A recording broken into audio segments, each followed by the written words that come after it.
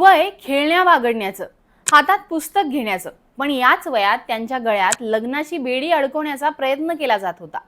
हो, अशी घटना घडली आहे अहिल्यानगर जिल्ह्यामध्ये। अहिल्यानगर जिल्ह्यामध्ये एकाच दिवसात प्रशासनाने 10 बालविवाह रोखले आहेत। मात्र या घटनेवरून समाजामध्ये अजूनही अशा अनिष्ट प्रथा कशा मूळ धरून आहेत हेच पुन्हा एकदा समोर आले। प्रशासनाच्या या धडक कारवाईचा नेमका घटनाक्रम काय आहे ते जाणून घेऊयात।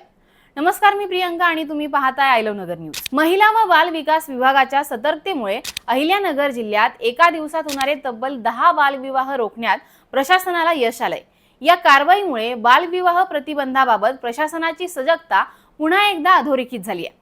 आता घडलं काय तेही पाहूयात। रविवारी 3 मेला संपूर्ण जिल्ह्यातच लग्नांची मोठी रेलचेल होती, कारण या दिवशी मोठी लग्नतिथी होती आणि याच दिवशी जिल्ह्यामध्ये तब्बल एकाच दिवशी 10 बालविवाह होत असल्याची गुप्त माहिती जिल्हा महिला व बाल विकास अधिकारी संजय कदम यांना मिळाली। मिळालेल्या माहितीच्या आधारे कदम यांच्या मार्गदर्शनाखाली प्रभावीपणे बालविवाह रोखण्याची कारवाई करण्यात आली। या कारवाईमध्ये नगर शहरामध्ये 3, अकोलेमध्ये 1, राहुरीमध्ये 1, श्रीगोंद्यामध्ये 1, पाथर्डीमध्ये 1, नेवाशात 1, नगर तालुक्यामध्ये 1 आणि श्रीरामपूरमध्ये 1 असे 10 बालविवाह थांबवण्यात आलेत।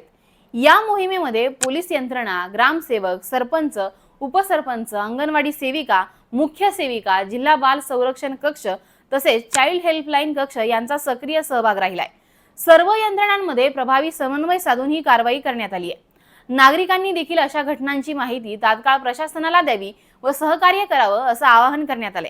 तसेच बालविवाह रोखण्यात आलेल्या वधू आणि वरांच्या पालकांना जिल्हा बाल कल्याण समिती समोर हजर करण्यात आलं असून यापुढे त्यांनी बालविवाह केल्यास त्यांच्यावर गुन्हे दाखल करण्याची नोटीस सुद्धा त्यांना बजावण्यात आली आहे।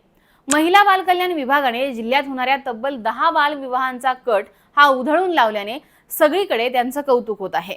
तुम्हाला या कारवाईबद्दल नेमकं काय वाटतं हे आम्हाला कमेंट करून सांगा आणि पाहत राहा आय लव्ह नगर न्यूज।